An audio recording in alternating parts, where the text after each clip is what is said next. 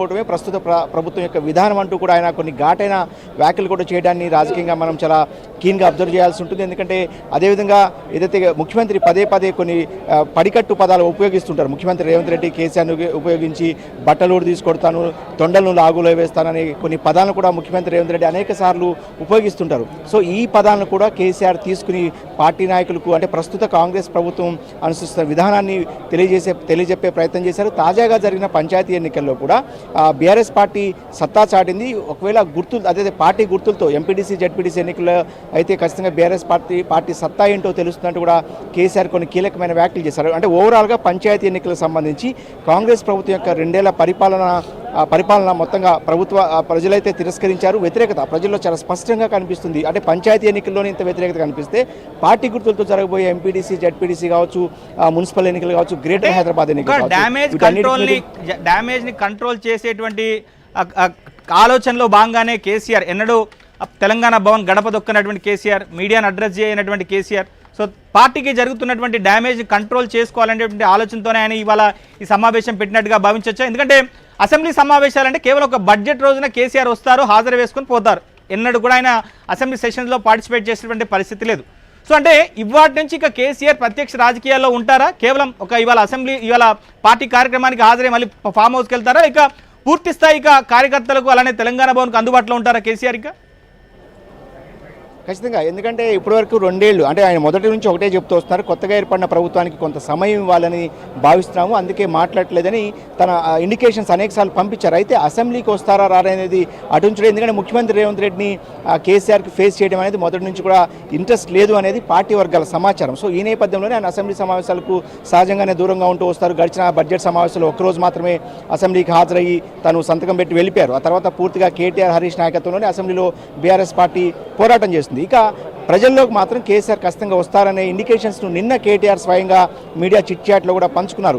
మొదటగా ఒక 3 సభలను కేసీఆర్ ఏర్పాటు చేయబోతున్నారు. మొదట పాలమూరు రంగారెడ్డి ఎత్తిపోతల పథకానికి సంబంధించి అంటే వాస్తవానికి తెలంగాణ ఉద్యమమే నీళ్లు నిధులు నియామకాలు. నీటి సబ్జెక్ట్ అనేది కేసీఆర్కు అత్యంత ఇష్టమైనది. సో ప్రస్తుతం నీటి కేటాయింపుల విషయంలో తెలంగాణకు అన్యాయం జరుగుతుంటే కాంగ్రెస్ ప్రభుత్వం పట్టించుకోవట్లేదనేది కేసీఆర్ ఆరోపణ. బీఆర్ఎస్ పార్టీ కూడా ప్రతిరోజు ఇదే మాట్లాడుతూ వస్తుంది. సో ఈ అంశం మీదే ఒక ప్రజా ఉద్యమాన్ని నిర్మించాలి అంటే ఒక అంశం కావాలి, ప్రజల్లోకి వెళ్ళడానికి కేసీఆర్కు అంశం కావాలి. ఉద్యమకాలం నుంచి కూడా మనం చూస్తూ వస్తున్నాం. సహజంగానే కేసీఆర్ బయటకు వచ్చారంటే చర్చ ఎంత అంటే అజెండాను కేసీఆరే ఫిక్స్ చేస్తారు, ప్రతిపక్షాలన్నీ కూడా కేసీఆర్ అజెండాలో పడుతూ వస్తాయి. కానీ మొదటిసారి కేసీఆర్ ఊహం తప్పింది, గత ఎన్నికల్లో ఓడిపోయారు. సో ఇప్పుడు కేసీఆర్కి ఒక అవకాశం కావాలి, ఒక అంశం కావాలి ప్రజల్లోకి వెళ్ళడానికి. సో నీటి అంశాన్ని ఆయన మళ్ళీ ఎత్తుకున్నారు. సో ఈ నేపథ్యంలోనే పాలమూరు జిల్లాలో ఒక సభను ఏర్పాటు చేయాలి. 27, 28 తేదీలలో ఒక సభను ఏర్పాటు చేసే దిశగా కూడా బీఆర్ఎస్ పార్టీ పావులు కదుపుతుంది. ఉమ్మడి మహబూబ్ నగర్ జిల్లాకు సంబంధించిన నాయకులతో ఇప్పటికే కేటీఆర్, హరీష్ రావు అనేకసార్లు 2-3 దఫాలుగా సమావేశమయ్యి ఏదైతే మీటింగ్ సంబంధించిన దిశానిర్దేశం కూడా చేశారు. ఇక నల్గొండలో కూడా ఒక సభను కానీ సమావేశాన్ని ఏర్పాటు చేయడం ద్వారా నల్గొండకు, ఉమ్మడి పాలమూరుకు, రంగారెడ్డికి, హైదరాబాద్ తాగునీరు ఈ 4 జిల్లాలకు సంబంధించి పాలమూరు, రంగారెడ్డి అత్యంత కీలకం. సో 80% పూర్తయినప్పుడు కూడా ఇప్పుడు కాంగ్రెస్ ప్రభుత్వం పట్టించుకోవట్లేదు. అదేవిధంగా గతంలో కేంద్రం వద్ద 90 టీఎంసీల నీటి కేటాయింపులకు తెలంగాణకు సంబంధించి 90 టీఎంసీలకు ఒప్పించుకుంటే గత బీఆర్ఎస్ ప్రభుత్వం, ప్రస్తుత కాంగ్రెస్ ప్రభుత్వం 45 టీఎంసీలకి ఉత్తమ్ కుమార్ రెడ్డి మంత్రిగా ఉండి ఢిల్లీ వెళ్ళి ఒప్పుకుని వచ్చారనేది వీళ్ళు ఏదైతే బీఆర్ఎస్ పార్టీ ఆరోపణ. సో ఈ అంశాన్ని తీసుకుని ఈ 4 జిల్లాలు, ఎందుకంటే గడిచిన అసెంబ్లీ ఎన్నికల్లో నల్గొండ, మహబూబ్ నగర్లో పూర్తిగా తుడిచిపెట్టిపోయింది బీఆర్ఎస్ పార్టీ. నల్గొండలో 1 స్థానం మాత్రమే గెలిచింది. ఉమ్మడి మహబూబ్ నగర్ జిల్లాలో 14 స్థానాలకు 2 స్థానాలు మాత్రమే గెలుచుకుంది. రంగారెడ్డిలో మాత్రం కాస్త అర్బన్ జిహెచ్ఎంసీ పరిధిలో ఉండే సీట్లన్నిటి కూడా ఎల్బీ నగర్, మేడ్చల్ లాంటి సీట్లన్నిటి కూడా బీఆర్ఎస్ పార్టీ గెలుచుకుంది. అంటే ఎక్కడైతే డ్యామేజ్ జరిగిందో మళ్ళీ అంటే పోగొట్టుకున్న చోటే తిరిగి వెతుక్కోవాలన్న సామెతను దృష్టిలో పెట్టుకుని కేసీఆర్ దక్షిణ తెలంగాణ నుంచే తన కార్యాచరణను మొదలు పెట్టబోతున్నట్టు అనుకున్న సమాచారం. ఇందులో భాగంగానే క్రిస్మస్ పండుగ తర్వాత వరుసగా ఈ 3 జిల్లాల్లో పర్యటనలు ఉండబోతున్నాయి. అదేవిధంగా ఎన్నికల హామీలను అనేక ఇచ్చి కాంగ్రెస్ పార్టీ ఇప్పుడున్న ఉదాహరణకి యూరియా అంశాన్ని కూడా ఇంతకుముందు కేసీఆర్ ప్రస్తావించారు.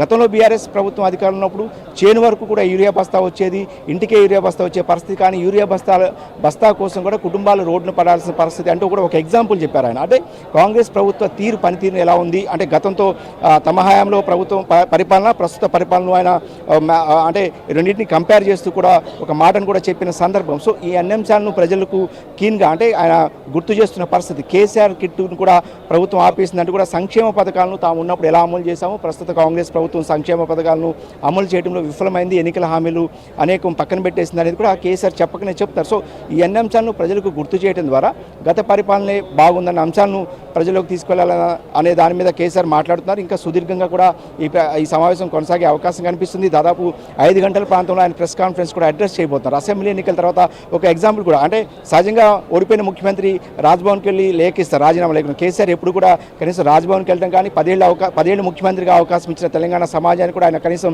కృతజ్ఞతలు కూడా ఎప్పుడు చెప్పలే అధికారికంగా. సో అప్పుడు ఏదైతే ప్రగతి భవన్ ఖాళీ చేసి హుటాహుటిన ఆయన ఫామ్ హౌస్కి వెళ్ళిపోయిన తర్వాత పార్లమెంట్ ఎన్నికల్లో మాత్రమే ఆయన మళ్ళీ కనిపించి పెద్ద ఎత్తున బస్సు యాత్ర చేసి పార్లమెంట్ ఎన్నికల్లో ప్రచారం నిర్వహించారు. అయినప్పుడు కూడా పార్లమెంట్ ఎన్నికల్లో బీఆర్ఎస్ పార్టీకి ఘోర ఫలితాలు వచ్చాయి. సో ఒక ఎంపీ స్థానాన్ని కూడా గెలుచుకోలేదు.